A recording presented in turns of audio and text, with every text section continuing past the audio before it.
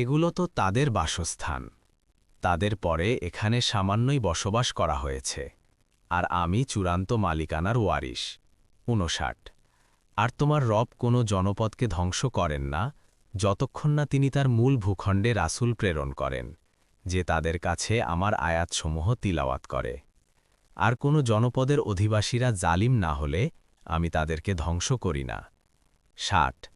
আর তোমাদেরকে যা কিছু দেয়া হয়েছে তা দুনিয়ার জীবনের ভোগ ও সৌন্দর্য মাত্র, আর আল্লাহর কাছে যা আছে তাই উত্তম ও স্থায়ী। তোমরা কি বুঝবে না? ৬১। আমি যাকে উত্তম ওয়াদা দিয়েছি সে তা পাবেই। সে কি তার মতোই, যাকে আমি দুনিয়ার জীবনের ভোগ সামগ্রী দিয়েছি?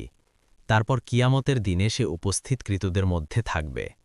৬২। আর সেদিন তিনি তাদেরকে আহ্বান করবেন, অতঃপর বলবেন, তোমরা যাদেরকে আমার শরিক মনে করতে তারা কোথায়? ৬৩।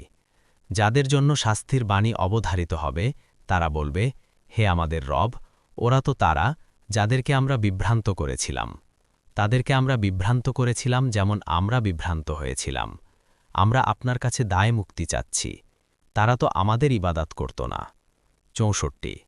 আর বলা হবে, তোমাদের দেবতাগুলোকে ডাকো, অতঃপর তারা তাদেরকে ডাকবে, তখন তারা তাদের ডাকে সাড়া দেবে না, আর তারা আযাব দেখতে পাবে।